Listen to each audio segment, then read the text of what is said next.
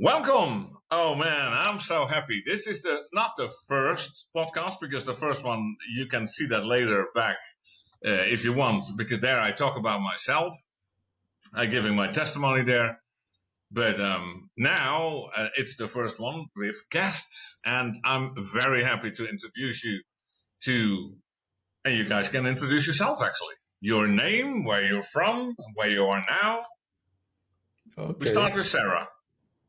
Okay, my name is Sarah Hamady. I'm from the United States, and I met my husband in New York City, who you'll meet in a minute. And now I'm in São João do Estoril, Portugal. Alrighty, I can never say that name, so I will not try to repeat that. São João do Estoril. Portuguese is incredible. And I'm Jay-Z. Yes, so my name is Jean-Claude, true name Yansa Yansomwe from Congo, Kinshasa. And yeah, so we met in New York City. We live right now in Portugal, in São João do Estoril, so, you know. Alrighty. And I met you guys here in Portugal. I have not been in America yet. I've been there on the border, actually, by the Niagara waterfalls. And then when I realized we could walk over the bridge into America, then I also realized I left my passport at this friend's where I was staying, so I couldn't get in. But anyway, Next guys, time. why? Oh, first I will tell you, people who are watching, I invited them not just because they're very dear friends of mine, but because, first of all, I like the way they are and how they are. They're very creative. They're very spontaneous. They're very down to earth, both feet on the ground. But they're just like me, also in love with God and want to serve Him. And that's what I like, because this is what my podcasts are about. Not just a blah, blah religious thing, but a God who is caring, incredible, creative, fantastic, loving, and they have Him also in their lives. So, I don't know who wants to go first, because how do you guys met God? I'm very curious. All right. Sarah, go. Mm. Can explain it better. Okay. Well, let's see. In a nutshell, I was searching around. You know, I'm coming from an atheist family. And I was looking around. You know, I got spiritual in my 20s in New York. And I mean, I looked everywhere. I was in the Catholic Church. I would go anywhere, even into some, occult stuff.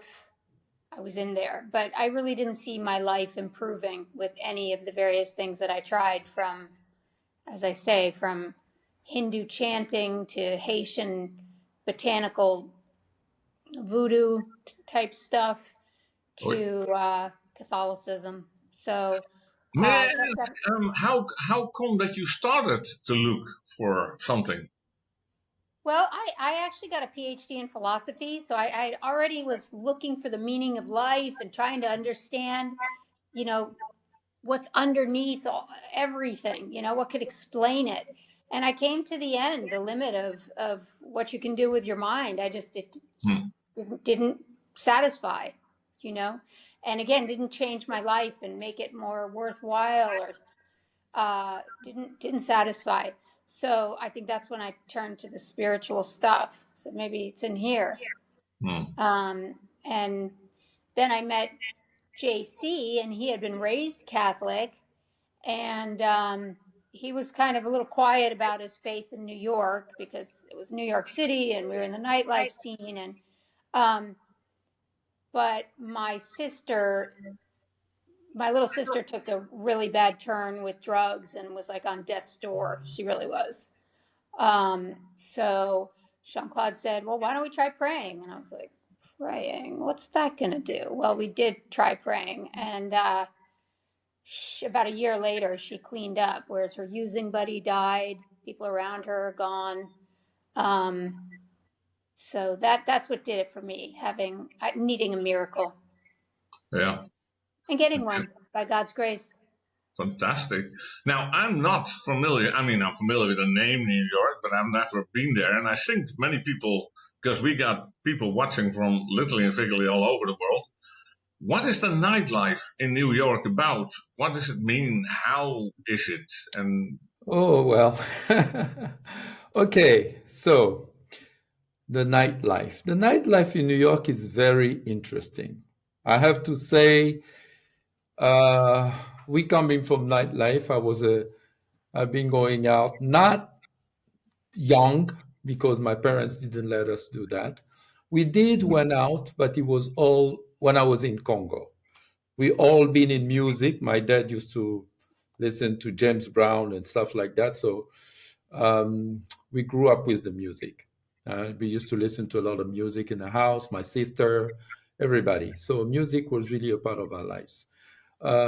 One thing we have to say, the nightlife started when we were already in Congo, because in Congo, every Saturday, we will go out. But it was different because it was all students. It was only no alcohol. There was no alcohol in our parties. We were just a get together where we go and dance. That's it. And it was from 3 to 8. So 3 p.m. to 8 p.m. And we were all students. So we knew each other. So that's how it happened. And when we grew up, my parents were not against it. They were going out themselves. Mom and dad used to go out and dance their own style of music.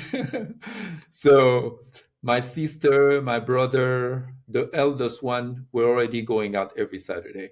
Saturday night, it was a night where people went out, only on Saturday, not other days. So it was like that. So it was mostly uh, people we knew. It was a very small circle because the going out, I'm going to give you the comparison with New York. So the going out in Congo, for example, we were all son of diplomat. My dad was a diplomat. So we were all son of diplomat. You had people from the government, and most of them grew up in Europe. So it's mostly kids who grew up in Europe, who used to get along and get together to listen to American music, because we're not listening to Congolese music. That's all we used to listen to: disco, funk, a little bit of rock in there. But that was really what it was. So from there, so we already been there. My brother was a DJ. He started DJing for a long time. He was actually the best DJ in the country. So so that was the nightlife. I moved to France to do my studies, university. There, I did not go out, not too much, not at all. Very, very, not too much when I was in France at the beginning at university. So it was a completely different nightlife there. People used to drink and do these kind of things. We didn't do that in Congo. No alcohol, soever. So we were just dancing mostly and so meeting after friends. France, you went to America. After France, I went to America. So And there you became. So do you actually got the talent from your brother being a DJ there? no, Ah, actually, my brother was already no. My brother was a DJ. I used to just go to the event. So when I moved to New York, um, something my brother was already there. He was already in New York when I moved there. And the scene in New York is very different from everywhere else, because okay. it was very, very hard to go out to the right places. You needed to know people. Otherwise, you could never get in. So it was Yeah, yeah. very, very, very selective. And the places we went out, they were all very selective. But because my brother was there, he knew a couple of people. I got in, I met some people as well. But my brother was a DJ, yes, and I was not a DJ at that time. I joined to Okay. organize party. I was an organizer event. So I was a promoter, Yeah, yeah. Okay. promoting events. I only became a DJ. So when my brother was DJing, I decided to start making music instead of DJing. So there was the story I was telling my brother. Well, you play the music people make. I'm gonna make the music that people play. So that was a little bit Did you the actually make some records also? I did. I'm a producer, so I make music. I produce tracks. My brother played the DJ, so that was a little bit the thing. I didn't want to become a DJ, but I No, but became I a mean, did you make records also? yeah. That's right. I produced some Hey, stuff. Yeah, I did. interesting. So, it was a little bit that kind of thing. And I didn't know, I thought it was sad to DJ, to tell you the truth. I saw Hmm. my brother, and one time I told him, I said, we dancing, we having fun when you DJing. It has to be so boring to be in that little that little house with turntables and DJ. Yeah. So he told me no. And I was like, really? How can you have fun being here? And he said something. He said, well, when you guys enjoy, I'm enjoying too, Exactly. because I'm the one providing the music. And I Yeah. went one day, I said, all right, you know what? I'm tired of listening to what the people are playing in the clubs. I want to add some new stuff, play some different things. Since I was doing my event, I decided to DJ. He taught me how. He's the one who taught me, explained to Okay. me the thing. It was not easy. I thought it was easy, but it wasn't.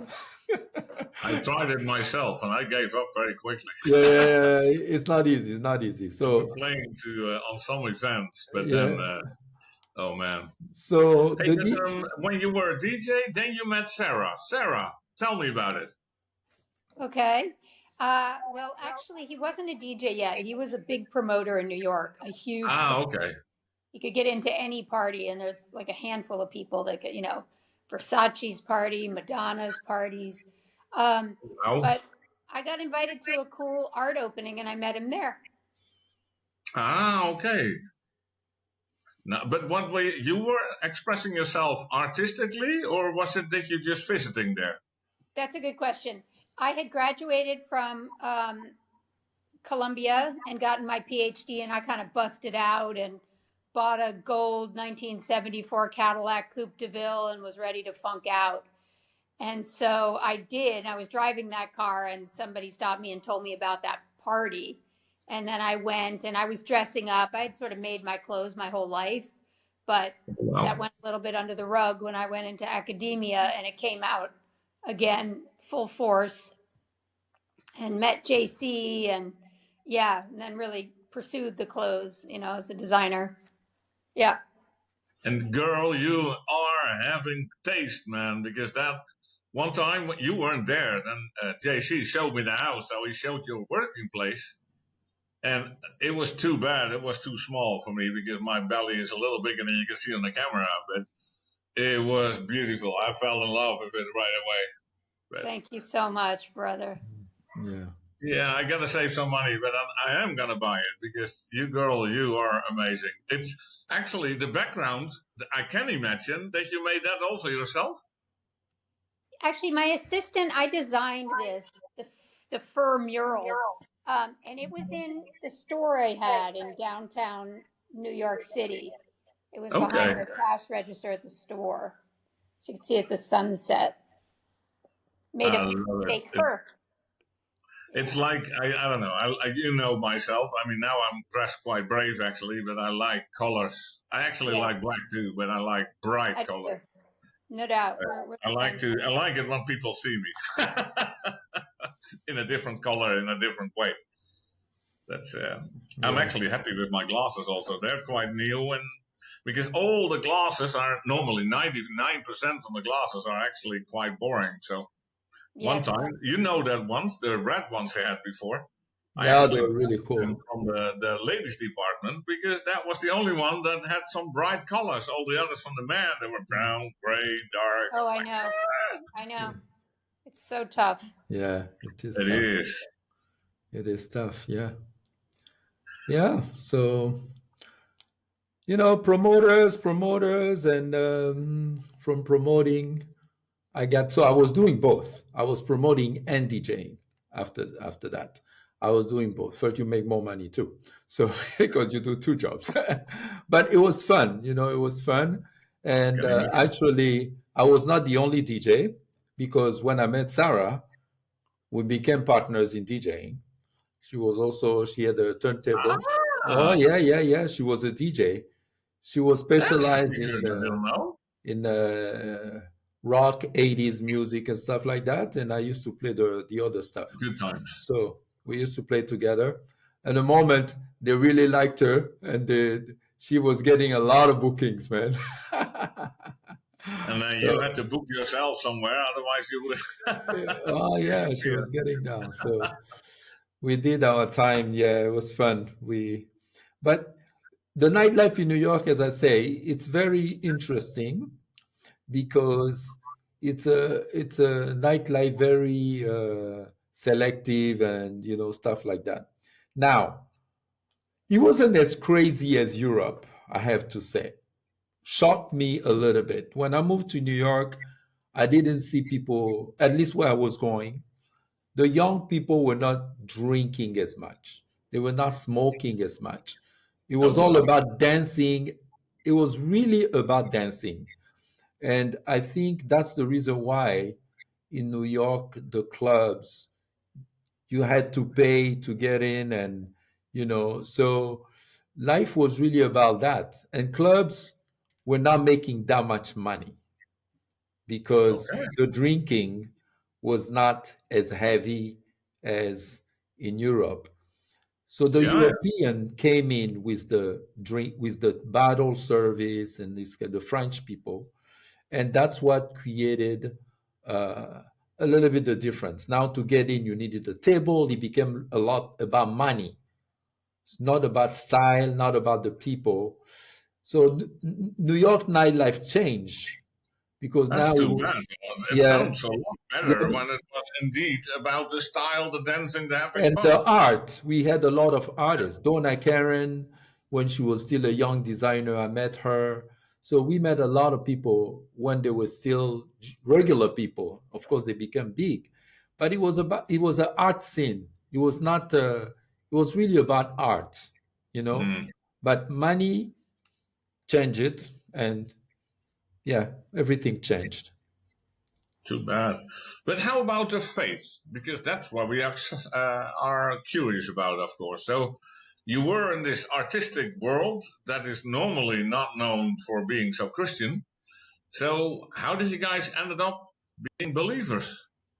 Okay, I'll tell you what happened because when I moved, so from the get go, I'm coming from a Catholic background.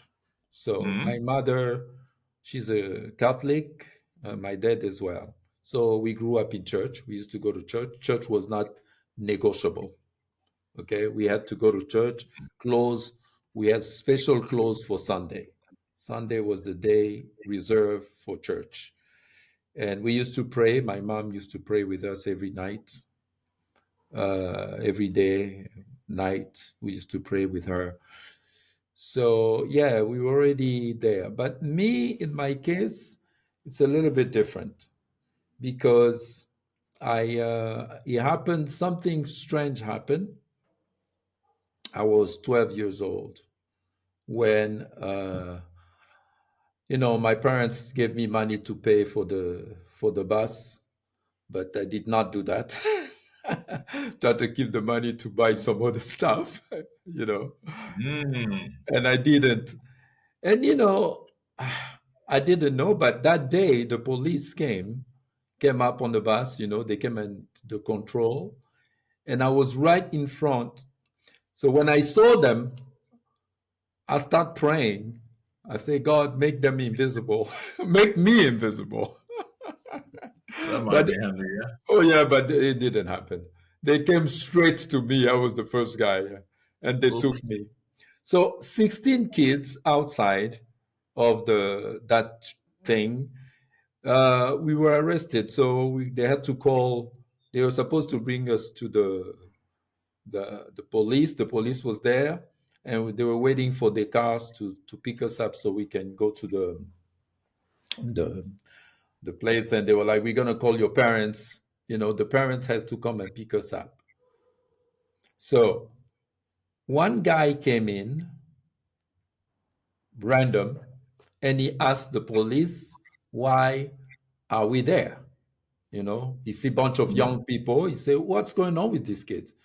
And the police say, "Well, they did not pay, the bus ride. They're supposed to pay the ticket to go to the bus. They didn't do that. So that's why they're here." Okay. And he asked again, and the police in Congo get very annoyed. And he was like, Oh. "Yeah, okay. All 16 of them, yes, they did." And he pointed to me. He said, "Even him, what about that guy?" And they got upset. They said, "Well, he's with everybody. So, of course, he's, he's among the people who did that." And he Exactly. asked how much you have to pay so someone can go, because we had to pay something. Parents had to come and pay.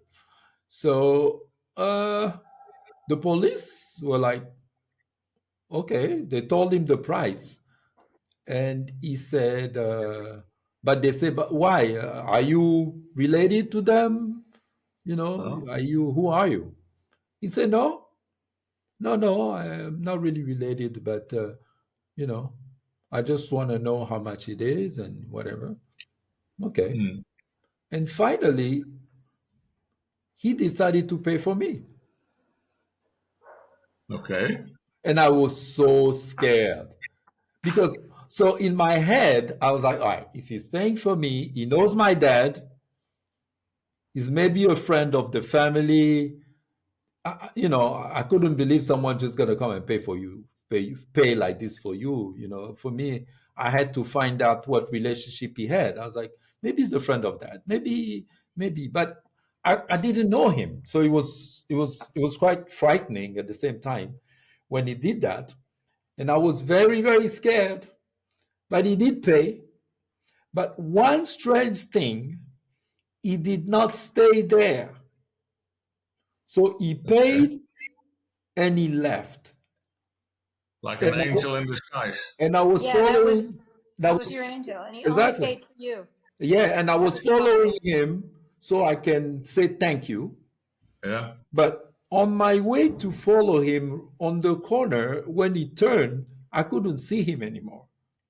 He was gone. And I was asking people, if they saw something. People thought I was crazy. They're like, and I froze. I couldn't I can walk. imagine. My whole body started shivering. I was like, oh my God, what's going on here? And of course, my idea didn't come as an angel. For me, I was just so scared. I'm like, who's this guy? You know. So on my way home, because I walked to go home finally, Oh. on my way home, peace came in my heart. I came peaceful. And I really, God said to me, I am God. I am Wow. with you. Yeah, he told me, he said, I will be with you always. I will always be with you. So I was like, wow. I couldn't Yeah. believe it. On my walk, I almost lost control, walking. I was like, oh my God, this is crazy. This is crazy. So, it was really crazy. It was Mm. completely crazy.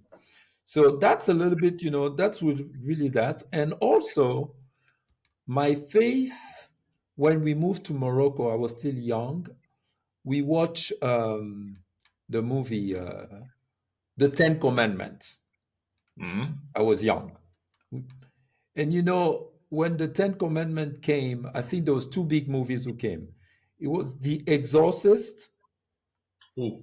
You remember that, right? Yeah. That big movie. The Exorcist came, and oh no.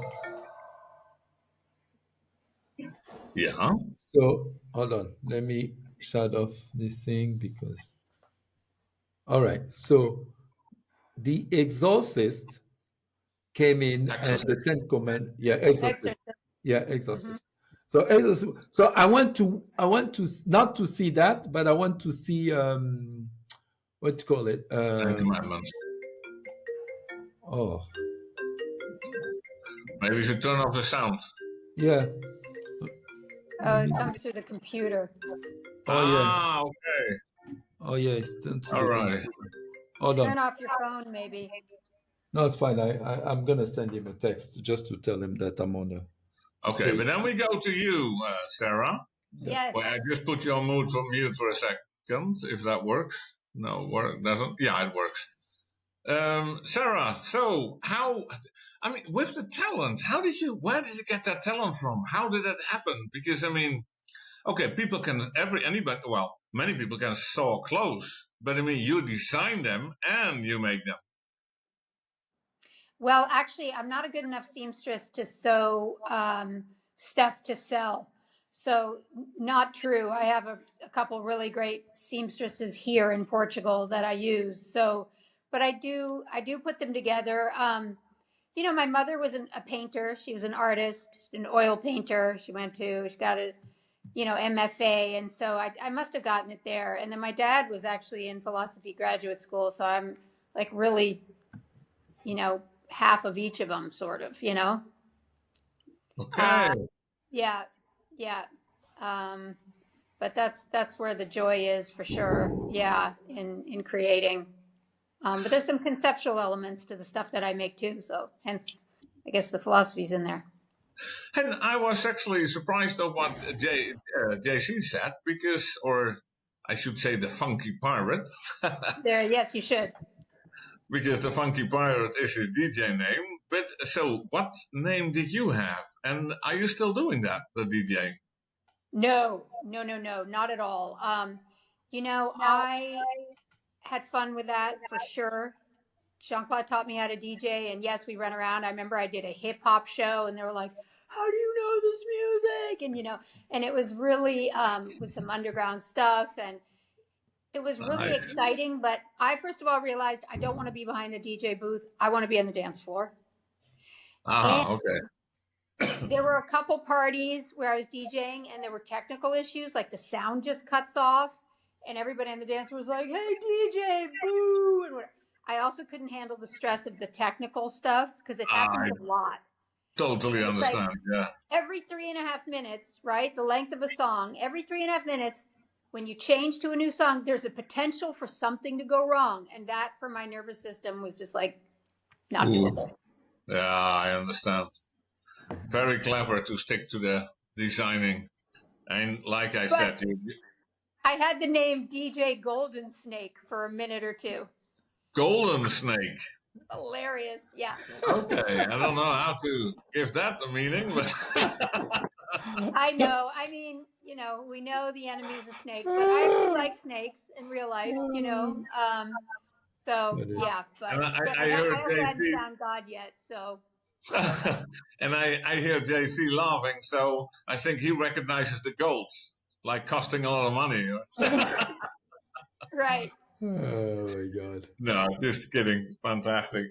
Hey, but guys, now we know you were DJs, you were in music, and Sarah, you were in design, or are still in designing. And by the way, you were doing designing not just for shops, you're doing designs for artists, right? Yes, and that actually is what I prefer. I had a store in downtown Manhattan, and was doing production, and I really didn't enjoy that at all. It's, first of all, the work never stops, and second of all, it's just all commerce and 0.02% inspiration and creativity. But I was dressing some stars, and now that's really what I want to focus on. That is what I'm focusing on entirely, because I just like to study somebody, kind of get their essence, what they want to project out there, sort of their superpowers and dreams, and then put that as a visual, put it on them clothes wise, and let them put on the clothes and just step into this incredible, joy and power. And that's it. Yeah, precies. I'm sorry if I don't always look in the camera, but I look down, but I look to you. So that's I'm trying to do the funny. same. I have to train myself to really look in the camera. But is there a website or something that people can go to? Because I'm not making interviews to make advertise, but now when you're there, you might as well make advertisement for yourself. Hey, thank you. Yes, you can go to my website or the Instagram, which is House Deluxe, Lux. Okay, not House Deluxe like luxury. It's House Deluxe, and Lux is Latin for light. So it's about being Okay. a temple of light, and through your clothes and just shining out, your best expression of yourself, and it's about joy and liberation. So House Deluxe Collection is Instagram. Check it out. It's all in one name, House Deluxe. Or House Deluxe. Yeah, 3 words actually. it is 3 words. So All, house like a normal house. house De is like of DE. de, like in French, is of House of Light. House Ja, Deluxe. precies. House Deluxe. House DE like David, Eric, and then Lux, Lux. Fantastic. Yeah, I'm following you, of course, and I've seen some pictures. By the way, I love the pictures as well. I don't know who your photographer is, but it's good. I loved it because anybody can make pictures maybe from a model, but you make a complete picture, like the model, the background, the colors, everything fits. So Thank it's you already nice to look for at noticing that. Yeah, it's the whole world. Exactly, Nats. Yeah, it's a complete picture, and that's what I like. That's what attracts. Sometimes I wish I was an artist with a budget from an artist because I will be your customer. You will be. So fantastic. Yeah, well, who knows? Maybe if we get more listeners, then and they all start sponsoring me, then I can go to you as I'm also a House Deluxe fan. Well, Right. I am already, but I mean, then I can wear it. That's right. Nice. But Sarah, tell me, what kind of you have this creative life, you have this fashionable life, you have this incredible, fashionable, funky pirate guy. How does God fit in there? Well, God fits in. He fits in very significantly and is a priority, for both of us. I think especially Jean-Claude, but I'm getting there as God gives me more grace. But we spend time in the morning, obviously with God, and there's a lot of activities and prayer-related events that we do around church, and about those, and those are very sustaining and nourishing. But I think, we've really both realized that, there's no point in having a lot or being a lot, or if you don't have that firm foundation, because nothing adds up to anything if God isn't at the base. And I know that. Like nothing has value, you mean? Right. Nothing can satisfy, and that's Exactly, yeah. Yeah, you can run after wealth or beauty or I don't know what, fame and recognition or esteem, and it's never going to be enough. You're never going to say, wow, I just feel whole. Doesn't do it. So, No, exactly. right. So we actually spend a lot of time with God, and we have a son who's in the U.S. He's 18. He's studying over there, and thank God he is also very solidly in Jesus. And we pray with him as often as we can. There's a time difference, but that's very important to us too. Is serving. But talking about, sorry to interrupt, but talking about your son, his name is Duke. When I slept with, and not slept with, that sounds wrong, but when I stayed with you guys, and I slept in his living room, and I saw that note on his wall about the points, like when is he going to bed, when he's going to get up, what is done, what will he be doing in between, and that guy is so disciplined and organized, and I was like, wow, I don't think I've ever been so planning and organized as Duke. He's a work in progress. Yeah, well, but already he's doing a lot already. Yeah, he must have some amazing parents when he's already so wise as he is now. Oh wait, that's you guys. All right. And you, what about you, the funky pirate. Why are you so many times in church playing bass and all that kind of stuff? What motivates you? What gives you that Oh, drive? well, simple as that is very simple. So and as I told you, you know the story. God says it's gonna be with me always, and He has been. I Mm, cannot explain how many times, living in New York, in that city, as you said, in the nightlife, okay, where everybody did drug, everybody did that. I was still serving God. I was helping the people who were drunk to come home, girls who were completely drunk. I used to take them to my place, just say, you need to sleep and go back home. I was always fighting when my friend wanted to give drug to people. So I was in a nightlife. Most people in a nightlife were always asking me the same question. They were like, how do you do it? How yeah. is it possible for you to be in this nightlife? You don't want to smoke. You don't want to follow us when we do this. Everything I didn't join the crew because of whatever. Um, People try to influence you in doing things. I said no to everything. Everything. I was just saying no. So I stay like that. I advise people not to do drug. Today, a lot of the people who stop drug, they send me messages. They say, you told us to do that and we didn't listen and we end up to rehabs and you were so right. But anyway, that was the thing. I really did that. So I think that, the way God works is mysterious. You don't really Mhm. know. I remember when I got on the plane, I told the Lord, I say, God, I know if I'm going, it's because you want to. That's why I'm going to US. I didn't know serving God, whatever. Those are things I did, a little bit of service when I was in Catholic church, of course, but that was it. So from that point, give your life to Christ and everything.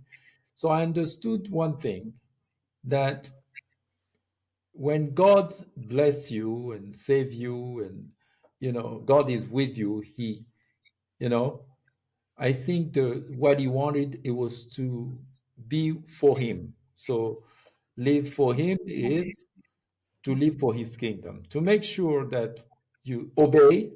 Because one thing I really want to emphasize here is, when I became a Christian, one thing was obedience. What I understood from God, it was we needed to obey. So when I read the Word of God, I used to speak like Americans, with a lot of terrible words. I stopped.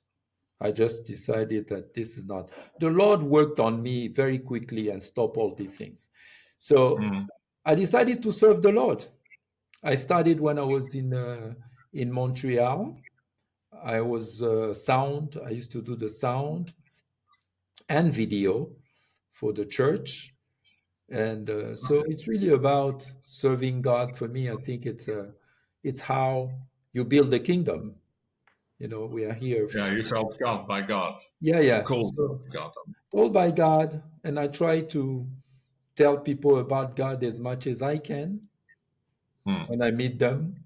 For me, I don't make an effort to, I don't say, okay, today I'm waking up so I can preach the gospel, or today I gotta get prepared to share the gospel. I share the Mm. gospel, as we talk. One thing I talk Oh, I about my see. story, and I try to make it more like, it's a part of you. It's a part of your Oh, life. exactly. So that's really why I do Already, that. I have to break in because I'm realizing I'm looking at the clock and we're already going on for a long time. So, I first of all, no, before I'm going to thank you, I want to just say something to you who are watching. You might think like, huh, what is this? Because they're so creative, they're crazy, they're this and they're that. That's the proof that God doesn't love just the brave people who sit on that couch on Sundays in church or on the bench. God loves everyone. He loves you as well. So no matter what you have done, no matter what your past is, no matter if you're something big or that you're a simple guy like me, He loves you and he wants a relationship with you.